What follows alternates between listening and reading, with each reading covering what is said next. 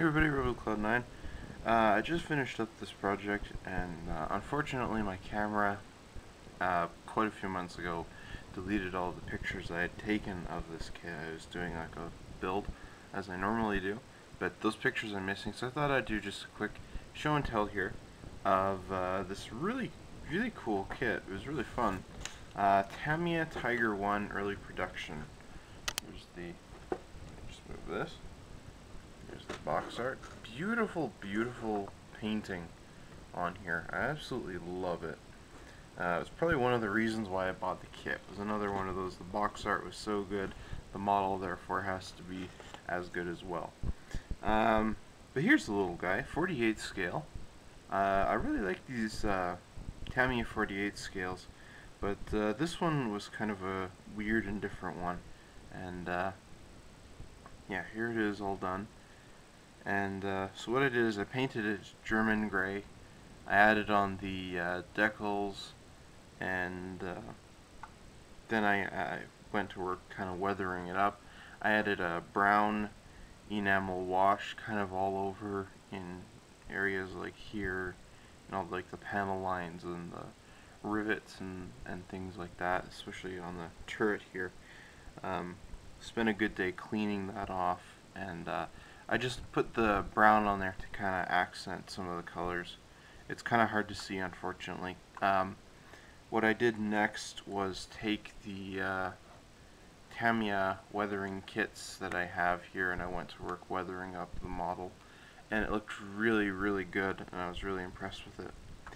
Then I decided to seal it with the Tamiya flat clear, and that was what did it in. It killed a lot of the panel line wash that I'd done. A lot of the weathering effect was gone. It looked a lot nicer, so that's unfortunate, but it's still a good model. I want to show you some of the cool stuff that the kit includes. So one of the weird things is a lot of these Tamiya ones, the chassis here, this whole part here is metal. And here's one that's unpainted. It's from the Panther. This is what they look like when you get them. They come in a special little box, and they're primed with Tamiya primer, so you do need some super glue for the wheels here. For this one in particular, you can screw the body down, but it's probably better to also add a little bit of extra super glue, but I haven't got to building this one yet. Just want to show you what it's like. And it's just to add that bit of weight and kind of realism to the kit. It's pretty cool. It's pretty nice to have. At first I thought it was kind of a weird gimmick, but the more and more I started, building this one and handling it and stuff, whoops, the more fun it's kind of been to have on here. So I really like that.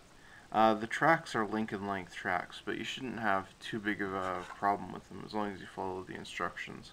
One of the cool things is this is the part of the sprue for the tracks here. This had all the track links in here.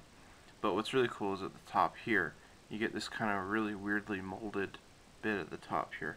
And what this is this is a frame that you put the tracks together and around here, and what it does is it helps you make this this curve right here. Now rubber tracks would have been also nice if there was like an option. I don't know if anyone has an option to make rubber tracks for this, because I know a lot of people don't like these Lincoln length kind of individual tracks. They much rather prefer the rubber ones, but these ones I found weren't that bad. What was bad was my fault, is that I built the entire model first, and then I put the tracks on. That made it difficult because you're supposed to do it the opposite way. You're supposed to put the tracks on first, but I wanted to paint and detail them specifically in a different way. So I wouldn't be able to do that when they were on here. How I actually painted the tracks was kind of fun. I painted them black, and then looking at a bunch of reference pictures and things like that, I noticed that the tiger tracks seem to become silvered pretty quick. So what I did next is I dry brushed silver onto them. Afterwards I dry brushed just regular brown paint on them to give them a bit of a muddied, oxidized effect. And following that up, I added on a coat of the same enamel brown wash, and that kind of pooled into all the recesses and stuff in there. And when they're done, I think they look fantastic, and I was really, really excited to see how nice they looked. The decals for this one weren't that bad. The ones on the bulges here, there's a bit of a bulge right there for those crosses. Um, those ones took a bit of extra time, but they weren't, like I said, they weren't too bad. But as for the rest of them, you know, these ones going around here on the side, they were okay. I think I applied them on just the bare coat, and they didn't silver up or anything. If you buy the Tamiya Tank Crew kit, they do include 2 seats here, so you could display a tank commander. I don't know why they didn't include at least a commander. They don't seem to do that with a lot of their 48 scale kits. It seems like you have to buy them, but that's kind of my only complaint, is the lack of any kind of tank crew, which would have been nice. It's a really great kit. It's a lot of fun, and the added weight on it is just fun. Like I said, I didn't think I would enjoy it as much as I did now that the kit's done. And I think you would really enjoy this one if you had the chance to get it and you wanted to try something different. It's a very, very fun, well put together little tiger. And like I said, I had an absolute blast building it, and I'm really glad that it's finally done. Almost a year later, I got burned out building it, but it's done now.